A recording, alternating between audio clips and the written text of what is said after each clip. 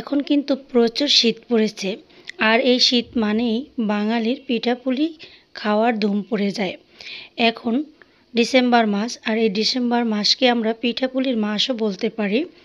সবারই school college ছুটির সময় এবং প্রচুর পড়েছে শীত, আর এই শীতের ভিতরে যে কোনো পিঠা খেতে ভীষণ ভালো লাগে। তা আমি আজকে শীতের সবজি দিয়ে এমনই একটি মজার পিঠা তৈরি করব, যেটা যে কেউ খেতে খুবই পছন্দ করবে এবং দেখতেও যেমন সুন্দর, খেতেও ভীষণ মজার।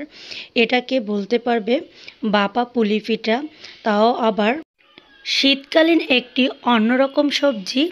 সেটা হচ্ছে বিটরুট।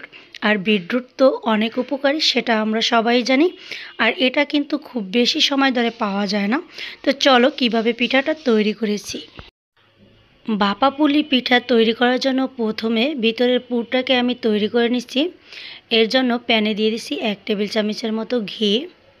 ঘিটা যখন ভালোভাবে গরম হয়ে যাবে, ওই পর্যায়ে একটা কোরানো নারিকেল এখানে আমি দিয়ে দিচ্ছি, একেবারে ফ্রেশ নারিকেল। নারিকেলটা দেওয়ার পর আমি এখানে নিয়ে নিচ্ছি কিছুটা গুড়। এখানে প্রায় হাফ কেজির চেয়ে একটু কম হবে। আমি পাটালি গুড়টাকে একটু থেতলো করে নিচ্ছি, আর গুড়টা এর সাথে দিয়ে ভালোভাবে নেড়েচেড়ে নিলেই দেখবে আস্তে আস্তে গলতে শুরু করবে। তো আমার কাছে মনে হচ্ছে এই পর্যায়ে গুড়টা একটু কম হয়েছে, আবার একটু গুড় আমি এর সাথে অ্যাড করে দিছি। তবে মিষ্টিটা যে যেরকম খেতে পছন্দ করো ওই পরিমাণে দিয়ে দেবে। দিয়ে যখন নাড়তে নাড়তে এটা একদম আঠালো টাইপের হয়ে যাবে, ঝুরঝুরে টাইপের, ওই পর্যায়ে চুলা থেকে নামিয়ে নিচ্ছি। চুলা থেকে নামিয়ে একটা বাটিতে আমি রেখে দিচ্ছি। এবার একই পাত্রে আমি ডোটাকে তৈরি করে নেব। তার জন্য পাতিলটাকে আবারও আমি চুলায় বসিয়ে দিচ্ছি। তার আগে আমি এখানে দুটো বিটরুট কীভাবে নিয়ে নিচ্ছি দেখিয়ে দিচ্ছি। বিটরুটটাকে এভাবে একটা গ্রেটারের সাহায্যে গ্রেট করে নেব। গ্রেট করা বিটরুটটাকে অল্প একটু পানি দিয়ে এভাবে ভালোভাবে চিপে চিপে রসটাকে নিয়ে নেব। আর এর গায়ে যে কতটা কালার আছে সেটা দেখেই তোমরা বুঝতে পেরেছো। আর এই বিটরুটের পানিটাই এবার আমি চুলায় বসিয়ে বলক তুলে নেব। দিয়ে দেব সামান্য একটু লবণ। বলকটা যখন চলে আসবে ওই পর্যায়ে 1 বাটির মতো শুকনো ভেজা চালের গুঁড়ো আমি এখানে দিয়ে দেব। আর এটা দেওয়ার কারণে এই পিঠাটা দেখতে যেমন সুন্দর হবে, কালারফুল, এবং খেতেও অসম্ভব মজার হবে। এটা বাচ্চাদের যে কোনো টিফিনে কিংবা বিকেলের নাস্তায় করে দিলে ওরা ভীষণ খুশি হবে এবং অনেক মজা করে খেয়ে নেবে। তো 1 বাটি চালের গুঁড়ো দিয়ে এভাবে চুলার আঁচটা কমিয়ে ভালোভাবে এটাকে একটু নেড়েচেড়ে সিদ্ধ করে নিতে হবে। চুলার আঁচ কমিয়ে এভাবে আমি নেড়েচেড়ে 5 মিনিটের মতো এটাকে সিদ্ধ করে নিছি। এর মাঝে কিন্তু এটা আমার সিদ্ধ হয়ে গেছে। এবার চুলাটা অফ করে গরম গরম এটাকে ভালোভাবে মথে নেব। আর গরম গরম এটা মথে নিলেই এই ডোটা খুব সুন্দর স্মুথ হয়। তো এই তো ডোটাকে এবার আমি ভালোভাবে মথে নিচ্ছি। যতটা ভালোভাবে এই ডোটার মথে নিতে পারবে ততটাই সুন্দর হবে পিঠাটা।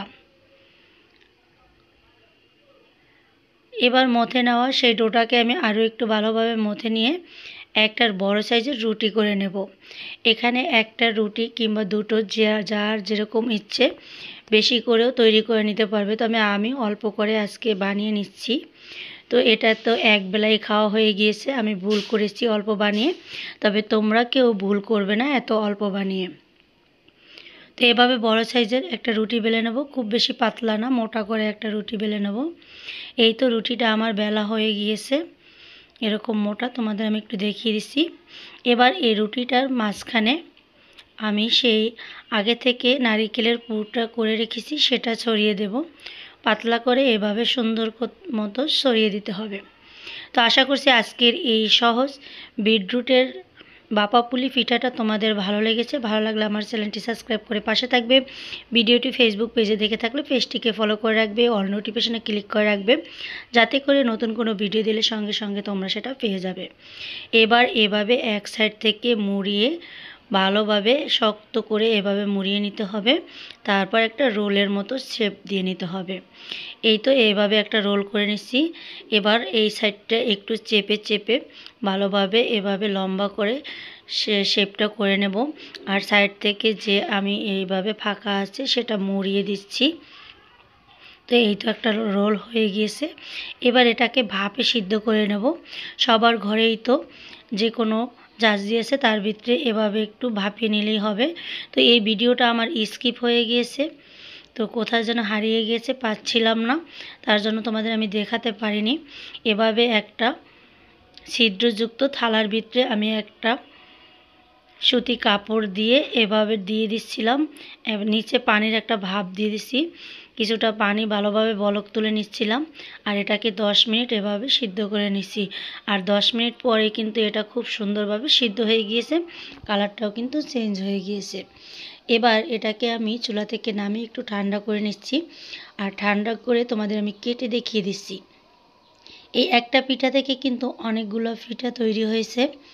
আর এভাবে আমি একটা ছুরির সাহায্যে পিঠাগুলোকে এভাবে কেটে নিচ্ছি। আর কাটার পর দেখে নিচ্ছি, বুঝতে পেরেছো পিঠাগুলো কতটা সুন্দর হয়েছে এবং কতটা লোভনীয় হয়েছে এবং কালারফুল হয়েছে। এটা দেখতে যেমন সুন্দর হয়েছে, খেতেও কিন্তু ভীষণ মজার হয়েছিল। আমার বাচ্চা এটা ভীষণ পছন্দ করেছে। এটা আমি আরেকদিন বানিয়ে দেব, ট্রাই করব। আর তোমরাও বাসায় এভাবে তৈরি করে দেখবে, কেমন হয়েছে অবশ্যই কমেন্ট বক্সে কমেন্ট করে জানিয়ে দেবে। তো এই তো অনেকগুলো পিঠা হয়ে গিয়েছে, আর দেখে নিশ্চয়ই বুঝতে পেরেছো কতটা সুন্দর। তো আজ এ পর্যন্ত, সবাই ভালো থাকবে, আমার জন্য বেশি বেশি দোয়া করবে।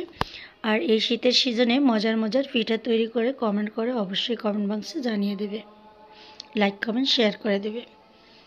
বিদায় নিচ্ছি, আল্লাহ হাফেজ।